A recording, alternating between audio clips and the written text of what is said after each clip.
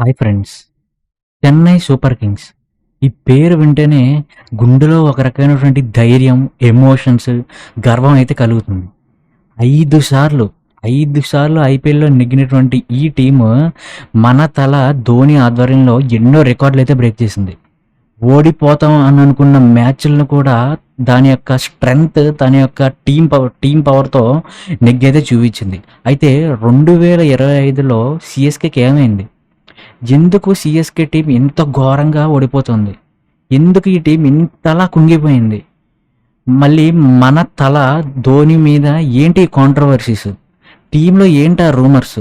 ఈ విషయాల గురించి తెలుసుకోవాలంటే వీడియోలోకైతే వెళ్ళిపోదాం ఫ్రెండ్స్. ఓకేనా?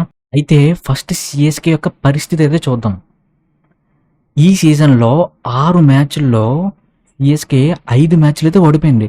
జస్ట్ ఒకే ఒక్క మ్యాచ్ అయితే సీఎస్కే గెలిచింది. ఇది ఎంత బాధాకరం అంటే తన సొంత హోమ్ టౌన్ చెపాక్ స్టేడియం చెన్నైలో 3 సార్లు అయితే ఓడిపోయింది. మొన్న జరిగినటువంటి ఫస్ట్ మ్యాచ్ కేకేఆర్ వర్సెస్ సిఎస్కేలో సిఎస్కే జస్ట్ 103 పరుగులు మాత్రమే తీసింది. ఇది చాలా బాధాకరం. ఎందుకంటే కేకేఆర్ అదే టార్గెట్ని జస్ట్ 10 ఓవర్లు అయితే ఫినిష్ చేసింది. ఇది చాలా చరిత్రలోనే చాలా బాధాకరమైన విషయం.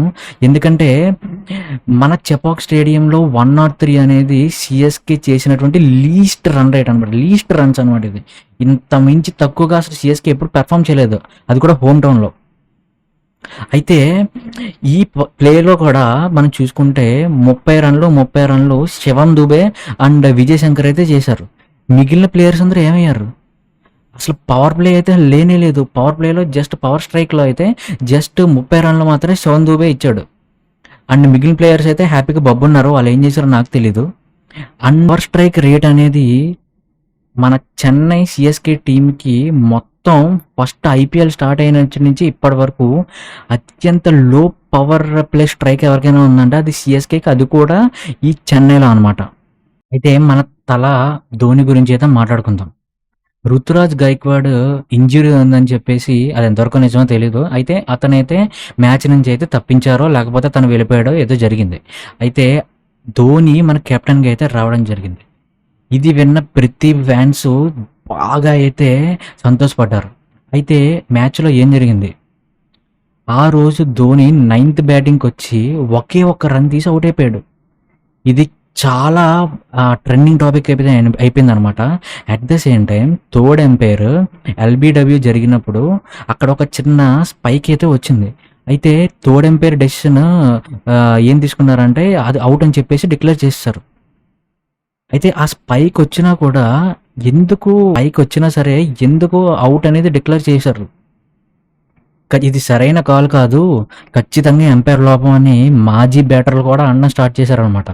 అయితే ఏదో లోపం ఉంది, స్ట్రాటజీలోనో దేంట్లోనూ లోపం ఉంది.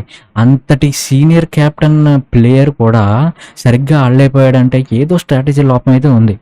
ఇంకో పెద్ద టాక్ ఏంటంటే సిఎస్కేలో రుతురాజ్ గైక్వాడ్కి నిజంగా దెబ్బలు తగలలేదు, తనకి ధోనితో ఉన్నటువంటి ఈ రిలేషన్షిప్ సరిగ్గా లేదు, గొడవలు అయ్యాయి, అందుకని చెప్పి అతడు సైడ్ అయిపోయాడని కొంతమంది అయితే అంటున్నారు.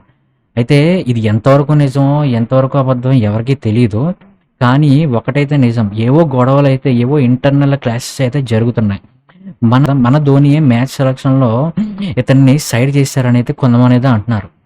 అయితే సిఎస్కే అఫీషియల్గా అయితే చెప్పింది రుతురాజ్ గైక్వాడ్కి మోకాల్లో ఇక్కడ ఫ్రాక్చర్ అయ్యింది అని చెప్పేసి ఏవో కొంచెం రిలీజ్ కూడా చేసింది, ప్రెస్ రిలీజ్. ఇంకా కూడా మన సిఎస్కే ఫ్యాన్స్లో ఈ ప్రశ్నలు అయితే తిరుగుతూ ఉన్నాయి, ఇది నిజమా కాదా అని చెప్పేసి చెప్తున్నారు. అయితే రుతురాజ్ గైక్వాడ్ కూడా మన కెప్టెన్గా ఉండాలని చాలామంది ఫ్యాన్స్ అయితే కోరుకోవడం జరిగింది. కాకపోతే తను ఈ ఇంజురీ అయితే వల్ల అయితే వెళ్ళిపోయాడు. అయితే మన సీనియర్ మోస్ట్ ప్లేయర్స్ జడేజా అని మిగిలిన వాళ్ళు కూడా పెద్ద ఫామ్లో అయితే లేరు. అయితే మన జడేజా అయితే జస్ట్ డక్అవుట్ అయిపోయాడు. బౌలింగ్లో కూడా పెద్దగా ఇంపాక్ట్ అయితే ఏం లేదు. అయితే 2024లో ఆక్షన్ జరిగినప్పుడు మిడిల్ ఆర్డర్ బ్యాట్స్మెన్స్ని తీసుకోవడంలో సిఎస్కే బాగా తప్పైతే చేసింది. సిఎస్కే బ్యాటింగ్ లైనప్ గురించి మాట్లాడితే ఓపెనింగ్ నుంచి ఫినిషింగ్ వరకు సమస్యలే. రచిన్ రవీంద్ర, డేవాన్ కాన్వే స్టైలిష్గా అయితే ఆడతారు, కానీ దూకుడైతే అస్సలు లేదనమాట. రాహుల్ త్రిపాఠి, విజయ్ శంకర్ కన్సిస్టెంట్‌గా రాణించడం అయితే అస్సలు లేదు. శివన్ దూబే ఒక్కడే కొన్ని మ్యాచుల్లో అయితే ఒంటరిగా అయితే ఫైట్ చేస్తున్నాడు. ధోని తన ఫినిషింగ్ మ్యాజిక్ చూపించాలని ట్రై చేస్తున్నాడు. కానీ టీమ్ సపోర్ట్ లేక ఒంటరిగా అయితే నిలబడిపోతున్నాడనమాట. బౌలింగ్‌లో కూడా చాలా సమస్యలున్నాయి. నూర్ అహ్మద్, ఖలీల్ అహ్మద్ లాంటి యంగ్ బౌలర్స్ ఒత్తిడిలో అయితే ఇబ్బంది పడుతున్నారు. రవిచంద్రన్ అశ్విన్ స్పిన్‌లో మంచి ఎకానమీతో బౌలింగ్ చేస్తున్నాడు. కానీ వికెట్స్ మాత్రం తీయడం లేదు. ఇలాంటి సమస్యలు సీఎస్కేలో ఈ సీజన్‌లో అతి దారుణంగా అయితే ఉన్నాయన్నమాట. అయితే ఇప్పుడు సీఎస్కే ఫ్యాన్స్ యొక్క రియాక్షన్స్ అయితే చూద్దాం. Please don't go to any CSK match. Yeah, they are very mad. It ruined the reputation and I hate that. It will take your money 55,000 and all. Our family with 17 members went there and we wasted 55 to 60,000. So I don't like Kala for no reason. మన CSK army అనేది ఒక full strong army అనమాట. ఎన్ని ఆటంకాలు వచ్చినా, ఎన్ని ఓటములు కలిగినా సరే మన ఆర్మీ అనేది చాలా స్ట్రాంగ్ అయితే ఉంటుంది. కానీ ఇప్పుడు విషయం అలా లేదు. మన సీఎస్కే ఫ్యాన్స్ రెండుగా అయితే విడిపోయారు. కొంతమంది ఏమంటున్నారంటే ధోని ఉన్నాడు, ధోనియే మన మ్యాచ్ నెగ్గిస్తాడని చెప్పి కొంతమంది అంటున్నారు.